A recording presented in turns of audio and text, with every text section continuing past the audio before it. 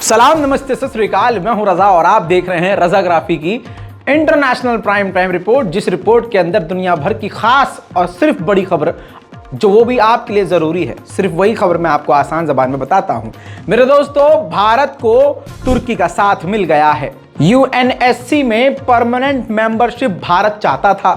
पहले अमेरिका ने समर्थन किया और उसके बाद तुर्की के राष्ट्रपति रजब तैयब एर्दोगान ने सीधा सीधा खुल्लम खुल्ला दोनों हाथों से भारत का स्वागत किया और कहा कि यूएनएससी सिर्फ 5 देशों में चिपका नहीं रहना चाहिए, सिमटा नहीं रहना चाहिए, सर्कुलेशन होना चाहिए और भी देशों को इस तरह से जुड़ना चाहिए और भारत को यूएनएससी का परमानेंट मेंबरशिप मिलना चाहिए। तुर्की यानी हम इस मुद्दे पर भारत के साथ हैं। ये ऐतिहासिक पल है जब पाकिस्तान को बिना सोचे कि वो नाराज होगा या खुश होगा, तुर्की ने भारत का साथ दिया है। अब भारत के आण भक्तों के अंदर इतनी शर्म और लज्जा होनी चाहिए कि भारत के मुसलमानों को गाली देने से पहले ये देखें कि पूरी दुनिया के मुस्लिम देश भारत का कभी विरोध नहीं करते, जिस तरह से आप भारत के मुसलमानों का विरोध कर रहे हैं।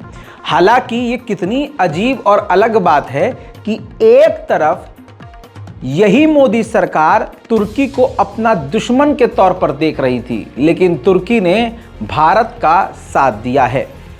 इससे तुर्की के जो दूसरे 2 दोस्त हैं वो बुरा मान सकते हैं, जैसे पाकिस्तान बुरा मान सकता है, चीन बुरा मान सकता है, लेकिन रजब तैयब एर्दोगान का यही तो दम है कि वो हक बात बोलने से पहले सोचते भी नहीं और न डरते हैं। उधर दोस्तों, अगले साल जो G20 होना है उसमें भारत ने सबकी सहमति से ब्राजील के राष्ट्रपति लूला को दे दिया है। भाई साहब, ये लीजिए, आप अध्यक्षता कीजिएगा। अब अगले साल का आपके हाथ में है सारा काम। दोस्तों, अब आपको बता दूं कि अगले साल ब्राजील G20 की अध्यक्षता करेगा। साथ ही भारत में ही ब्राजील के राष्ट्रपति ने सीधा सीधा कह दिया है कि अगले साल जब हम अपने देश में G20 सम्मेलन करेंगे तो हम व्लादिमीर पुतिन को यानी रूस के राष्ट्रपति को गिरफ्तार नहीं करेंगे। ये काफ़ी अहम बात उन्होंने कह दी है।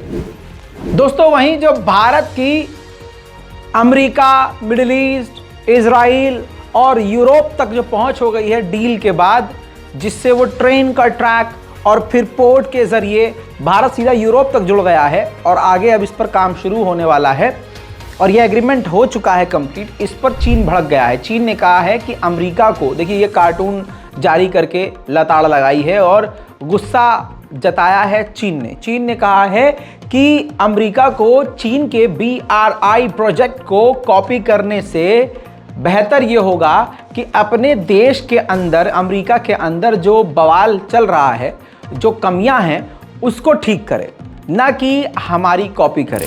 उधर दोस्तों, भारत में G20 के सम्मेलन के बाद सीधा बाइडेन यानी अमेरिका के राष्ट्रपति वियतनाम पहुंच गए। अब वहां वियतनाम में पहुंचने के बाद चीन के आगे बिल्कुल नतमस्तक होते हुए बयान दिया है। बाइडेन के रुख वहां चेंज हो गए हैं। बाइडेन ने जो बात कही है, ध्यान से मेरी बात को सुनिए। बाइडेन ने चंद बातें बड़ी कही। उन्होंने कहा कि हम चीन से जंग नहीं चाहते, टकराव नहीं चाहते, पहली बात।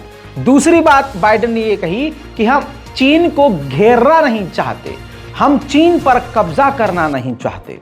तीसरी और सबसे मेरे लिए काफी अहम बात, और आपके लिए भी, कि बाइडेन ने कहा कि मैं खुद प्रेसिडेंट शी जिनपिंग से मिलना चाहूंगा।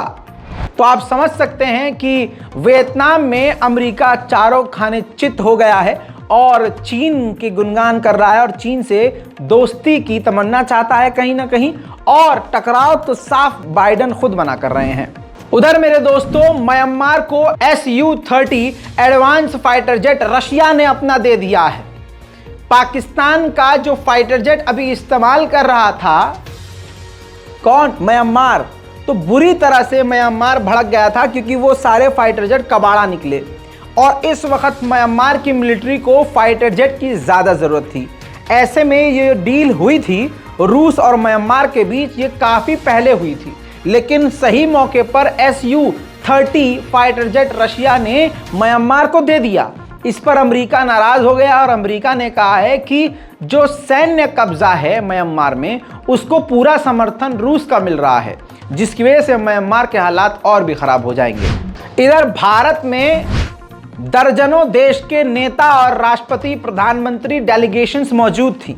यहां G20 की मीटिंग चल रही थी और चीन के राष्ट्रपति अपने सैन्य अड्डों पर पहुंचे थे, हेडक्वार्टर पहुंचे थे और सैनिकों से बार बार उन्होंने बात कही कि जंग की तैयारी करो, असली जंग की तैयारी करो और जंग के लिए तैयार रहो। जंग की ही बात शी जिनपिंग ने करी, जो कि अब तमाम अंतर्राष्ट्रीय अखबारों के हेडलाइंस में है और इस वक्त G20 से ज़्यादा शी जिनपिंग के इस हरकत पर दुनिया की नज़र गई है। उधर G20 मीटिंग में भारत को हल्का सा झटका दिया है इटली ने। इटली की प्रधानमंत्री ने चीन के बारे में कहा है कि चीन की BRI प्रोजेक्ट से हम निकलना तो चाहते हैं, लेकिन इसका मतलब ये नहीं है कि हम चीन से रिश्ते खराब कर लें। भारत को जहां लग रहा था और भारत को फायदा था कि जितने ज़्यादा देश चीन के प्रोजेक्ट से बाहर निकल जाएंगे वो उतना ही चीन कमज़ोर होगा, लेकिन इटली ने साफ कह दिया है कि वो चीन से रिश्ते खराब नहीं करना चाहते। अब बड़ी खबर, ब्रिटेन के पार्लियामेंट का एक सीनियर रिसर्चर चीन के लिए जासूसी कर रहा था। अब ये बात जब खुली तो उस इंसान को गिरफ्तार कर लिया गया और भारत में G20 की मीटिंग के दौरान ऋषि सुनक यानी ब्रिटेन के प्रधानमंत्री ने चीन के प्रधानमंत्री से कहा कि भाई साहब थोड़ा औकात में रहिए, हल्के में रहिए और आप जो हरकत कर रहे हैं हमारे खिलाफ, हम इस पर नज़र बना कर रखें और आपकी ये हरकत सही नहीं है। जो लोग ये कह रहे हैं पाकिस्तानी मेरे दोस्त कि रज़ा गराफी झूठ बोल रहा है, पाकिस्तान में सुख शांति अमन है, कोई कब्जा नहीं हुई, कोई झड़पबाजी नहीं हुई है, तो लीजिए आपके मुंह पर एक और सच का थप्पड़।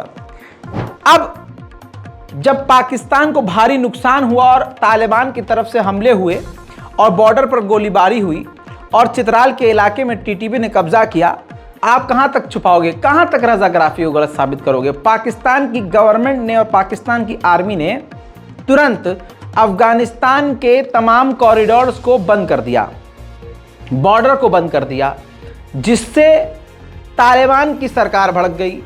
तालिबान के लीडर ने कहा है कि जितना जल्दी हो सके पाकिस्तान को ये रास्ते खोलने होंगे। पाकिस्तान पड़ोसी देश वाला काम नहीं कर रहा है, पड़ोसी कभी ऐसा नहीं करते जैसा पाकिस्तान कर रहा है। दूसरी तरफ दोस्तों एक खबर आ रही है, वो खबर ये है कि तालिबान की सरकार ने पाकिस्तानी करेंसी को अफगानिस्तान में बैन कर दिया है और 2 महीने का अफगानिस्तान के लोगों को टाइम दिया है कि आप करेंसी को एक्सचेंज कर लें। अब दोस्तों पाकिस्तान और तालिबान के बीच कोल्ड वॉर के बाद अब आपको बता दूं कि सीधा आमने सामने गोलीबारी वाली भी जंग की शुरुआत होती नजर आ रही है। अब जो पाकिस्तानी रज़ा गराफी को झूठा बोल रहे हैं कि नहीं यहाँ चित्राल के इलाके में ऐसा कुछ नहीं हुआ है, तो आपको बता दूं कि पाकिस्तान आर्मी ने खुद बताया है कि हमने 7 टीटीपी के आतंकवादियों को चित्राल के इलाके में झड़प में मारा है।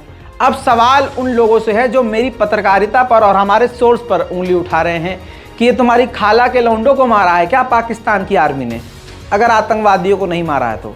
दोस्तों सिर्फ चित्राल नहीं, पाकिस्तान के कई ऐसे इलाके हैं जहां पर विरोध की आवाज़, बगावत की आवाज़ उठ रही है पाकिस्तान मिलिट्री और पाकिस्तान की सरकार के खिलाफ। एक उम्मीद थे इमरान खान जिनकी वजह से ये विरोध की आवाज़ें दबी हुई थी, अब इमरान खान को ही जेल में ठूस कर सभी के दिल में जहर बो दिया है पाकिस्तान की इस नई सरकार ने। उधर दोस्तों नाइजर ने बड़ी बात कही है। नाइजर ने कहा है कि फ्रांस ने हमारे आसपास के देशों में चारों तरफ अपनी सेना को तैनात कर दिया है। फ्रांस का इरादा है कि हमारे देश पर हमला करेगा और मिलिट्री का इस्तेमाल कर कर हम पर हमला करके हमारे देश में इंटरफेयर करके कब्जा करेगा। बड़ा इल्ज़ाम है दोस्तों, अगर ऐसा होता है, जो कि फ्रांस का इतिहास रहा है ऐसा कब्जा करने वाला, तो ये खतरनाक खबर है। क्लाइमेट चेंज के खिलाफ जो एक्टिविस्ट हैं नीदरलैंड में प्रदर्शन कर रहे थे। प्राकृतिक संसाधनों का गलत इस्तेमाल करना, तो वो वाली जो एक टीम होती है जो नेचर के लिए लड़ती है, वो टीम और वो लोग, नेचर से मोहब्बत करने वाले लोग नेदरलैंड में प्रदर्शन कर रहे थे। तो उन प्रदर्शनकारियों के खिलाफ नेदरलैंड की गवर्नमेंट ने फोर्स का इस्तेमाल किया और वाटर कैनन का भी।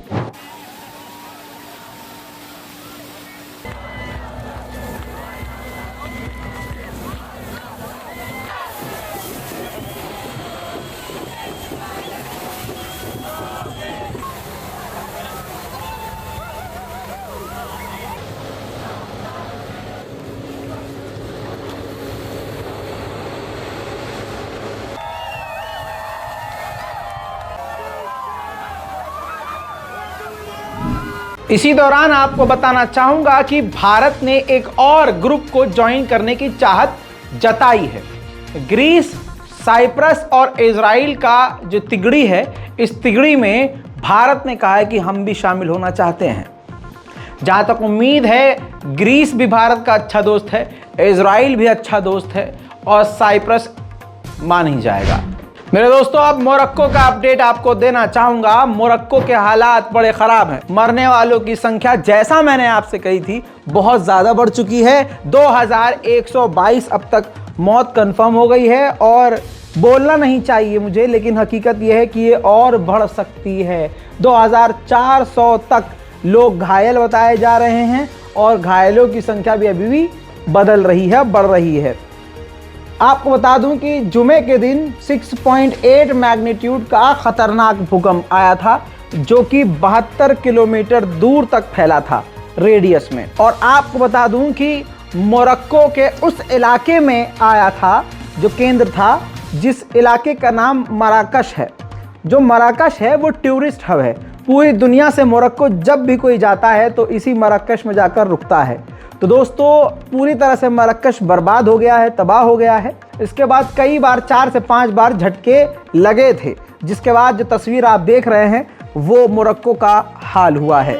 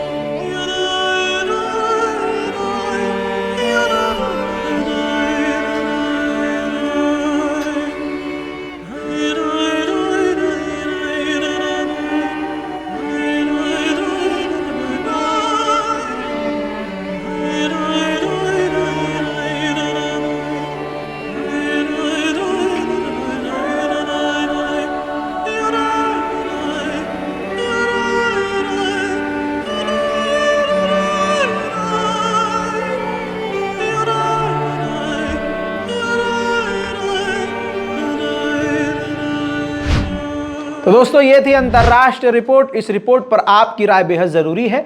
नीचे कमेंट कीजिए, वीडियो को लाइक कीजिए, अपनी राय कमेंट में लिखना मत भूलिए। मैं हूं रज़ा और आप देख रहे थे रज़ाग्राफी। जय हिंद।